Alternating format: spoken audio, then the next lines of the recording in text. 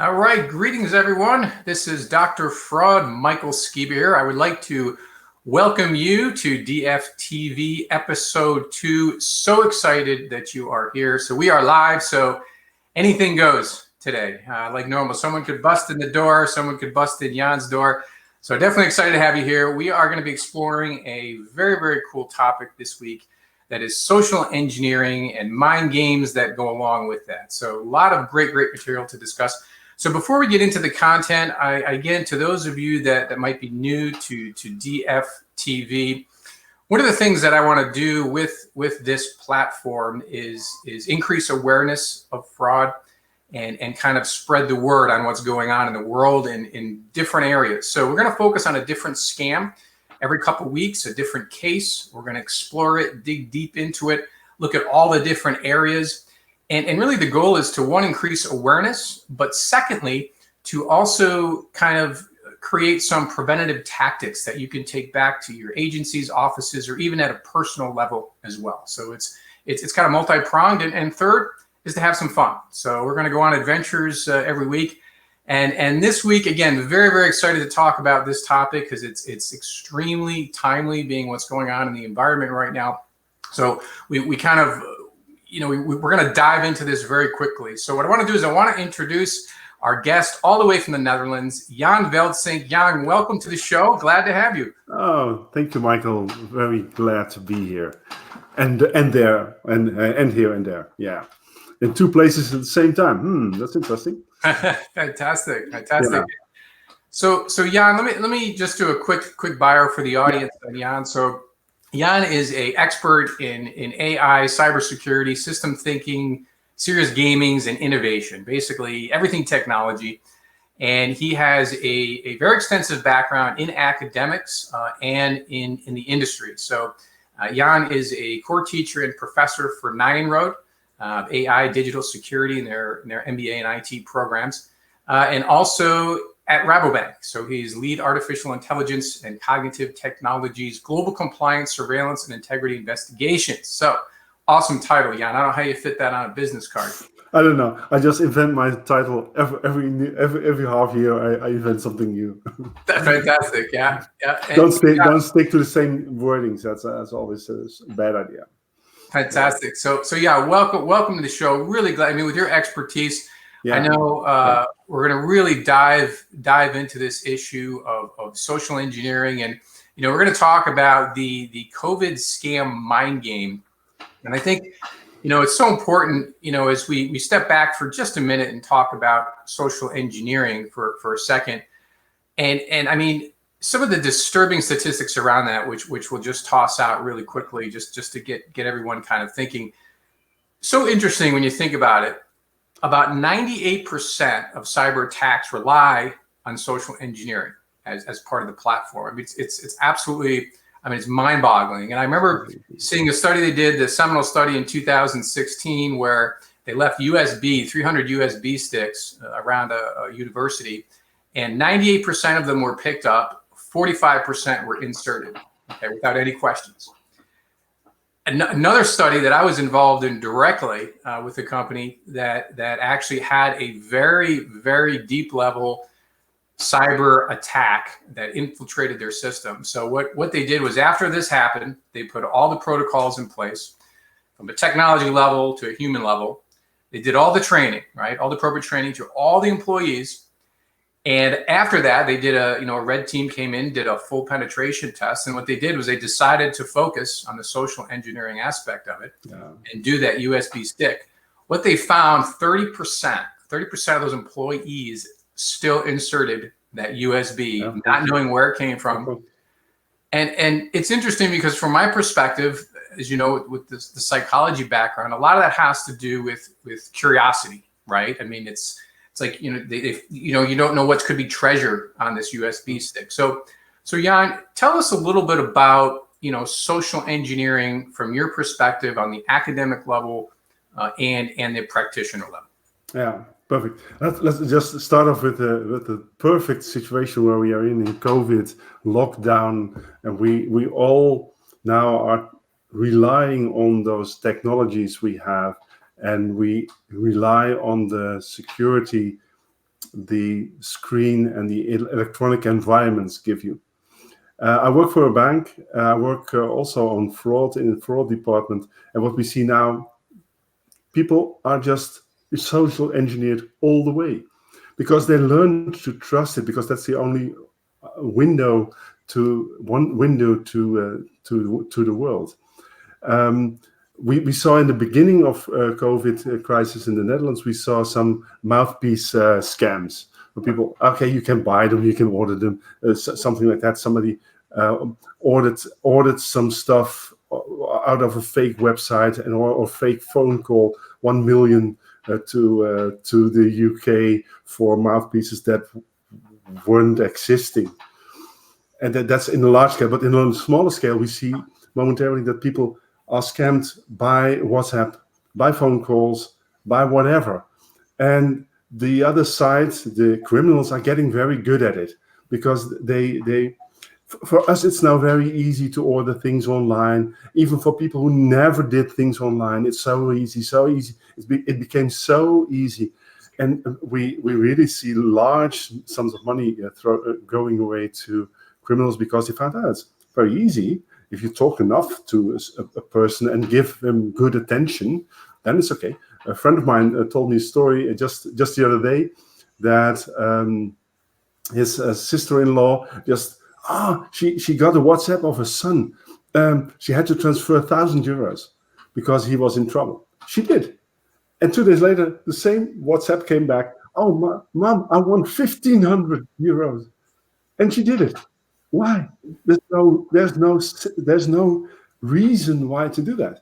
And we studied this already for years, and also in an academic sense. We thought, how can it be? How can people give away codes, sit on the phone with a fraudster for 2.5 hours, and let your account be empty for 100,000 euros or 50,000 euros? Doesn't matter.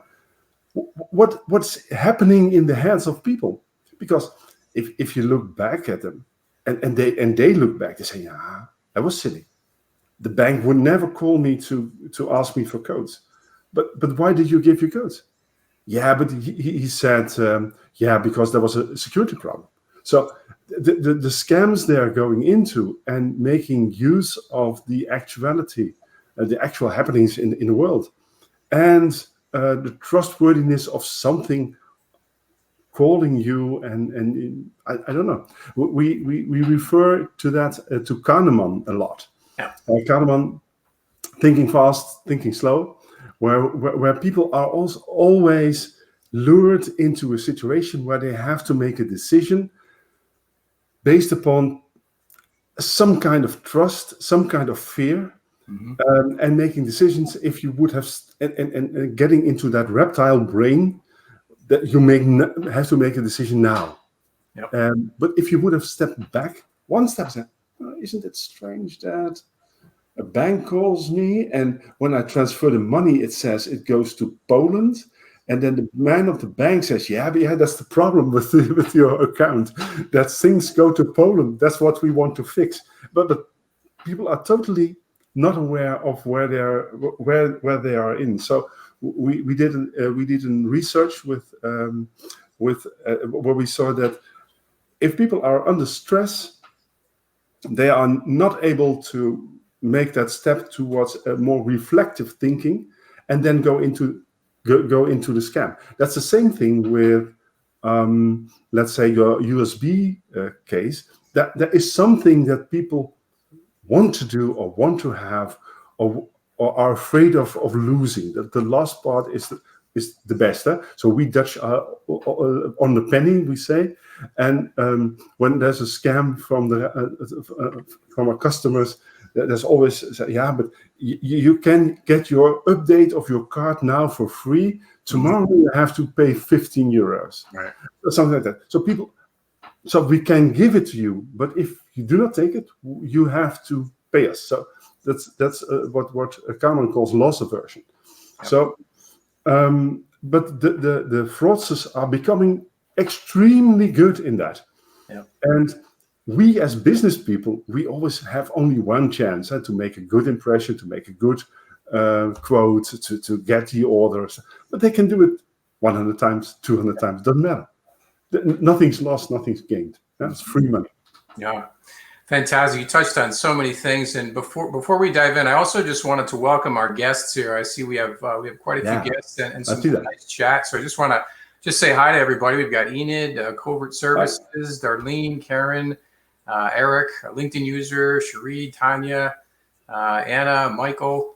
So yeah, definitely continue on with these comments. I'm going to be going through these as we go. And yeah, we want this to be engaging. So any questions for Jan and I, or anything that we can follow up? Please pop up. Just come up. Or questions. We can have it. I see Eric made a nice comment about synthetic ID fraud scams. Very, very true right now. Yeah. Tanya, great comment. Talking when you mentioned the WhatsApp. People are sending WhatsApp links that states Whole Food and Nike are giving out free things. I mean, and it's so true. And I think I wanted to touch on one thing, which is really interesting to us, because we see our life has been around fraudsters, for over 2 decades, right? And the thing that's interesting, I find, is the parallel even between areas of, let's say, behavioral economics, right? And you just mentioned this, because in sales, when they teach behavioral economics, they talk about that sense of urgency, act now. And there's so many studies. I mean, we could give 20 examples of situations where, just by changing the wording, like you mentioned, you need to act in the next 24 hours, or a time clicker going down, people hop on that. And that's exactly what the fraudsters are using. They're very, very they're a kind of academic. They studied marketing. They studied psychology. Yep. And they do that. They insert that. And now, we have seen this, Jan and I, in banking and insurance fraud, these scams. And now what's happening, they're moving into the COVID environment, and they're just replicating that template, but they're feeding on that vulnerability. Like you said, this COVID test is only available for the next 20 hours, 10 hours, 2 hours. Especially for you. And you're extremely lucky that you can get this, because it will save your life. Okay, yeah. Go on. You can do anything. We can think of a scam now. So getting out of this COVID crisis. Okay, we have your first free flight to Hawaii or something like that. Because you're the lucky one. So it's always about a greed or something like that from the people who are being frauded. Yeah. Exactly. Now, what do you think makes us, with this current environment, the COVID environment, what makes us more susceptible to fraud at this specific moment? I know we touched on it a little bit, but at this moment right now, more than 6 months ago, let's say. The social isolation could enhance the susceptibility to fraud, to being frauded, because I thought about this a while ago, and I thought, okay, what now if people are in such a scam and giving out codes and giving out their credit card numbers, etc., and when they're in the scam, could we induce something that they ask their spouse or ask their environment, is this normal? Yep. With people getting into isolation, it becomes increasingly harder to do something like a social call like that. I don't know if you have the same experience like me. When I'm now in calls at my office, it's mostly 2 minutes social and the rest is business. Yeah. So there is so the finesse of asking stupid questions or getting into, did that happen to you? Or the story I told, the friend told me. You do not run into those stories as easy anymore. Yeah. So that social isolation will increase the vulnerability of people stepping into these kind of things, and then there is a lot of anger. There's a lot of fear, and fear also induces that reptile brain of becoming more ad hoc in your responses. And it's funny because we, one of the things we, in academics, as talk about is that, the push-pull factor with any type of crime. You can even broaden it up, and it's so interesting because, as you mentioned, and it's related. A lot of people know the fraud triangle. It's related to that and other concepts. But basically, what it talks about was how there's always a draw from the fraudsters to this world, right? Because it's usually seen as low risk, high reward. So there's a draw there. But right now, it's interesting because you have the vulnerable population as a magnet drawing it this way as well, where before, let's say an insurance fraud or even financial crime or banks, I mean, they were always vulnerable, but there was never per se such a magnetic draw to them. So now you have this just, it's like a tsunami almost of just that ecosystem. Yeah, and the perfect form almost. And the time and availability of people is higher. So the chance that you get somebody on a phone or on a WhatsApp that has some time is much higher. Yep. When I was traveling to my office back and forth, nobody could call me in the car for this. This would be very silly. Yep. So the targeting is becoming way more easy. Yep. Yeah. Yep. And I think too, when because we're remote in this environment now, and I want to touch on this a little bit because I even saw a newswire today talking about how corporate secrets. I mean, you're in a home environment now. It's we are not as secure. Working in these compliance related environments. I mean, how does that, in that example I gave in the beginning about the USB sticks, I'm interested to see, and no one's approached this yet. It's so new, but sending those USB sticks now to those people in the home offices, I'd be interested to see, if there'd be any difference. I could imagine a scam. Could imagine a scam about that. What do you think would be the response to that? Higher, lower? So again, I guess we'll use the baseline of that 30% with that company that I worked with. I mean, how do you think those employees now? You think it would be the same, or? Yeah, but as my fraudster mind says, if might be less effective to do that because I will not end up in depending on what my target is. As fraudster, I will not end up in not so easy in the corporate network, because most of people will kind of work from home on own devices. So that's also a vulnerability for my personal computer, but mostly I will be working in a kind of secure environment. If I was a fraudster and I would want to do that, I would package it perfectly like a Rabobank mail and with a USB stick and say, okay, we are so proud that you have worked for us the last 2 months from home. We're so happy. So we have something for you. You could watch and see, and there's a free Netflix thingy on that. Whatever. Right. I would do that. That would be my go then, because it's so dispersed. Before somebody mentions that to the security department and everybody, we have 45,000 employees. Before somebody lights a fire, that will take some time. Yeah. But it's all depending on what you want to do as a fraudster. Yeah, and it's and companies too have had to, as we all know this, develop very quick, resilient countermeasure plans. I mean, just sending everyone remote. So we all were extremely busy, still are to this day. So I mean, even just that example I gave. I mean, okay, we all have home offices now, so it makes it a little more difficult for them to send them to your home office. But there's certain things that a company has to do to make sure that those preventative measures are still in place. I'm just going to go through some of the comments here. Yeah, and even like Tanya mentioned, the real estate mogul Barbara Cochran was scammed. So yeah, great example that absolutely no one is free or off limits, if you will. No, we thought at the beginning of our search for why phishing was so effective. Yep. We thought, okay, those are people who are not educated. They are old and they are stupid and they do not use computers and they do not use internet, because and those people will step into those scams. But That's not true. That's totally not true. It's Right. everybody can. Even I got sometimes got mails, and I think, should I react to this? Yeah. Right. No, Right. let's do not. But my mind is busy with something else then, and yeah, that's so easy. It's so easy.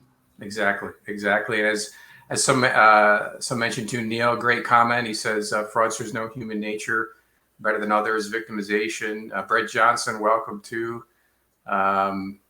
Just go through some of these. This is why companies need to set data loss prevention blocks, USB. Absolutely. And this is, so it's interesting.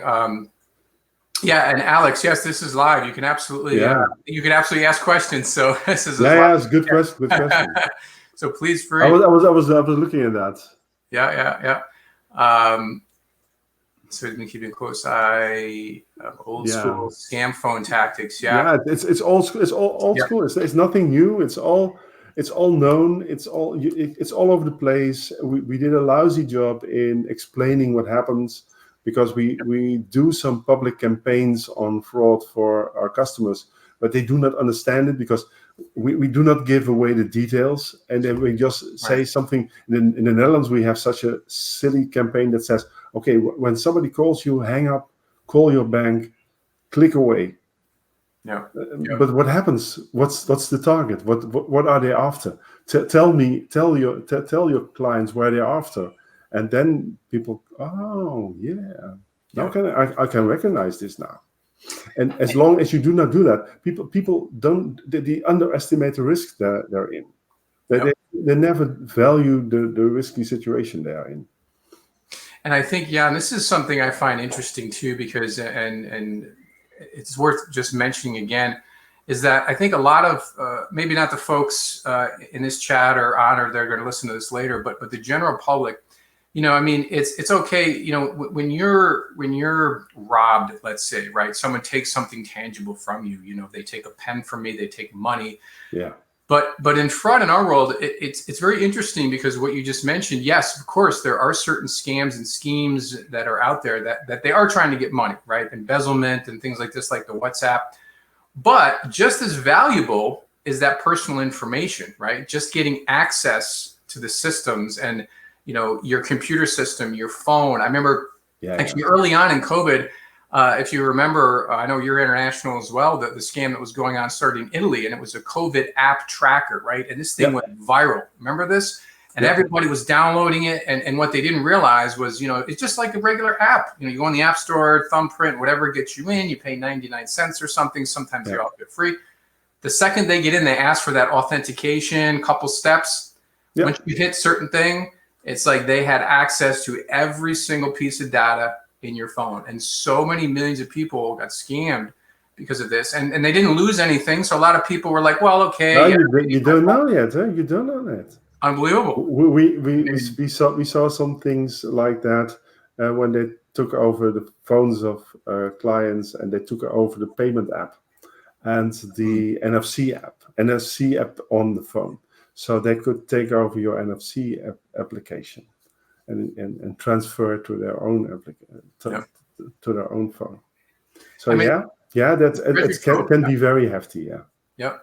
I mean that even just even just selling the data on the black market, just as simple as that, right? But like you mentioned, a more complex. Yeah. And if you think of that, gathering information on people and the whereabouts is perhaps not now very interesting, but that can become very interesting. So what we see is that fraudsters gather information because they have some more time. 10 years ago, people were hit and run. Now there's okay, let's just gather something until we have enough, and then we see how we can market that. Totally agree.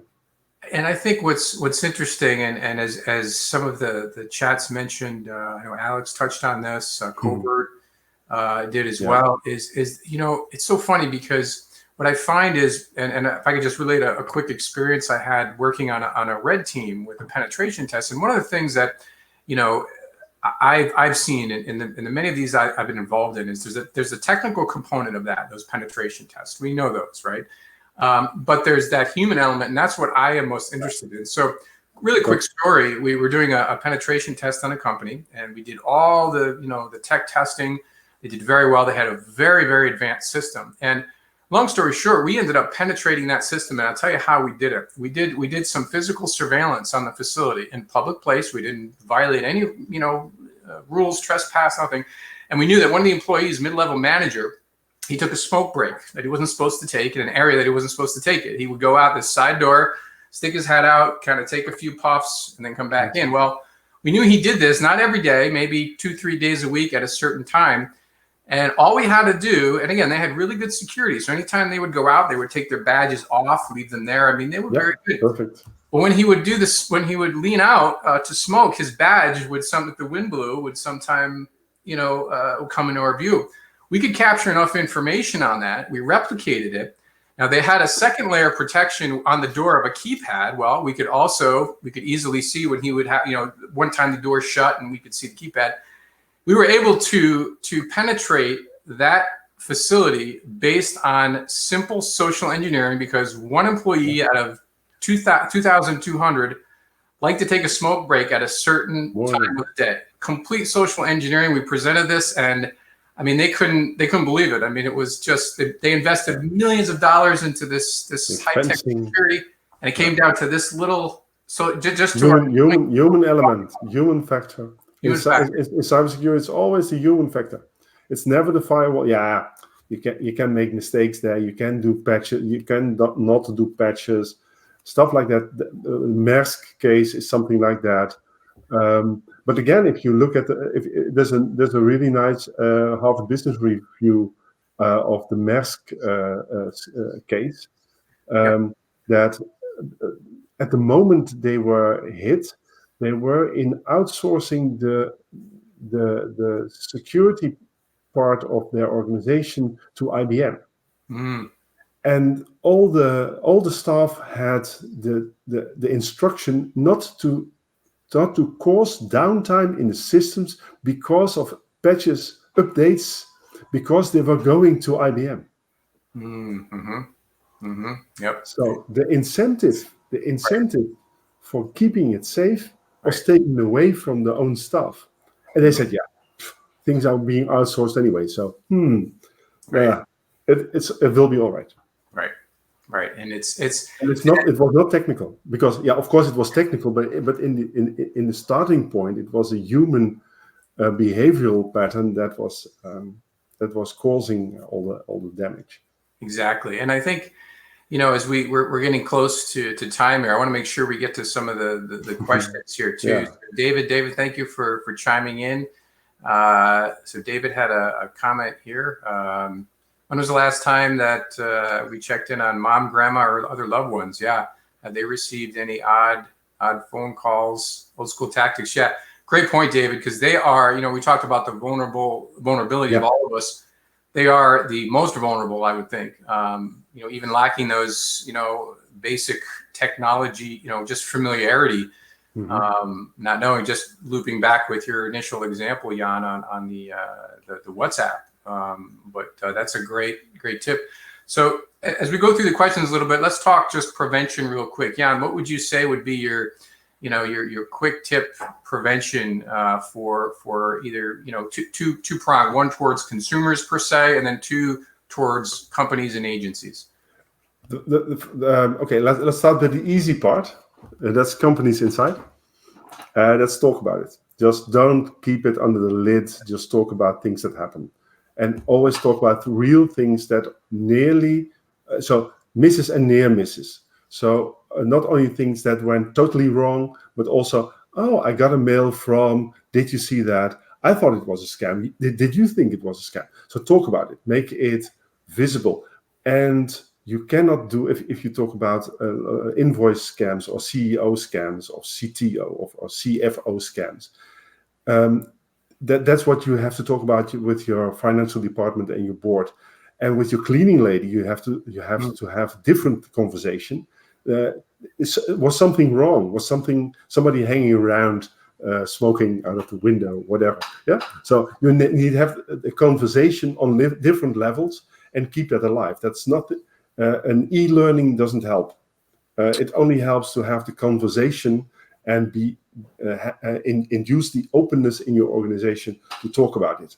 Because if you really look at things, every week something happens. If the bank is us, every day something happens.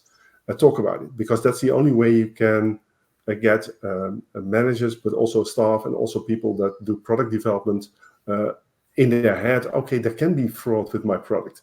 Because most of the product developers say, no, we have a completely safe product. No, nothing wrong with it. We just open up, you can just open 20 accounts in one click. And we said, no, don't do that. Do you have to authenticate? No, I'm not. Because we know it's you, because it's your phone. Right. No. So right.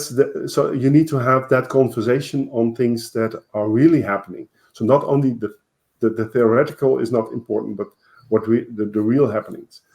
And with the customers, that's a different, because it's a mixed bunch. Yeah?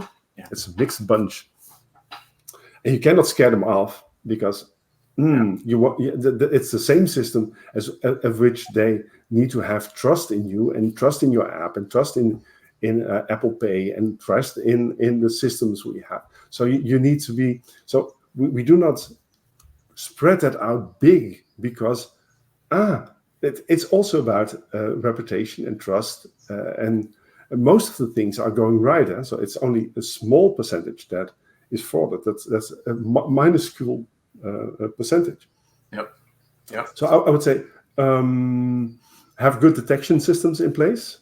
That's for the organizations like banks, and have the guts to give real feedback to customers if they are in a near miss. Yep. So contact them, tell them the stories, tell them the real stories. That can be done online, but that can also be done event-based. So something happens to somebody, and in your detection system, you see, this one is paying something that's not okay. Just feel free to contact them and get stories live.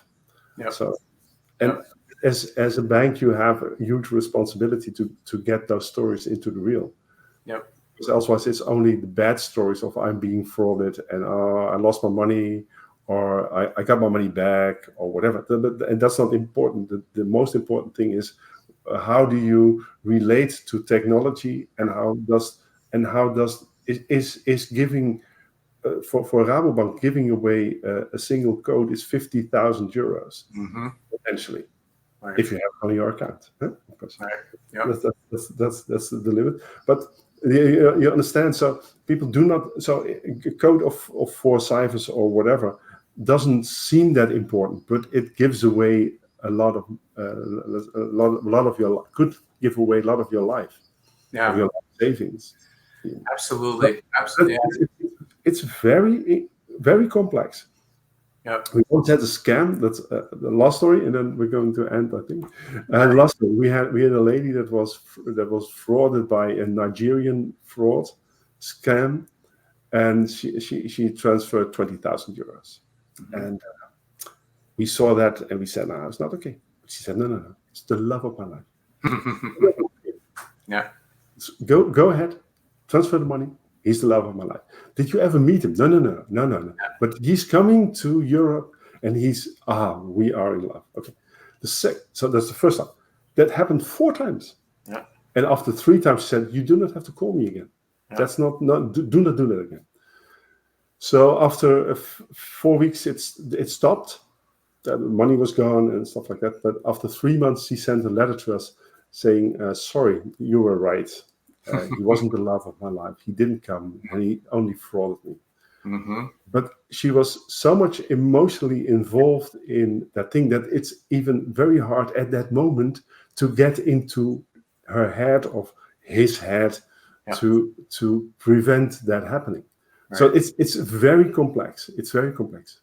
Yeah, and I think you keyed in on it, is emotion. That's really what we're talking about. It's just that button. We each have that different button that push. Yours, mine, everyone on the call, and it's just a matter of which one to hit. And like Brett has had a great comment here. He talks about how criminals are more patient now, and it's true. Because when they're just in your story you mentioned, just to put in a little extra effort for 20,000. I mean, as opposed to, trying to rob a bank with this type of approach. I mean, it's easier. So much easier. Exactly. Yeah. And I think, just getting to some of the final comments here, and Sharid, great comment talking about India. They do a KYC, asking for personal details. Almost half fall prey to these messages. I mean, it's just contributes. Yeah, it's all over the place. It's all over the place. What we mentioned.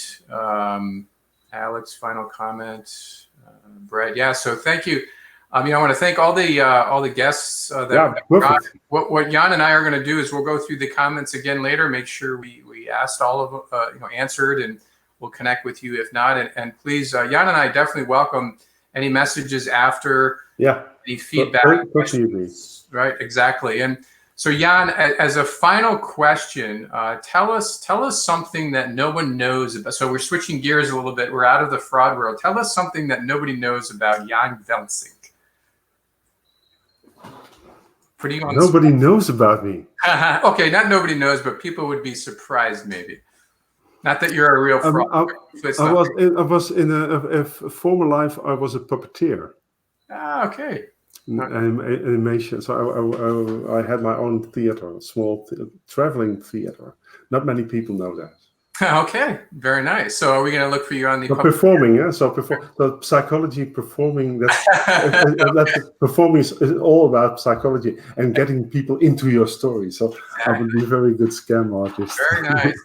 That makes a lot of sense now, Jan. I see now. Okay, Jan, where can anyone reach you if they need to through?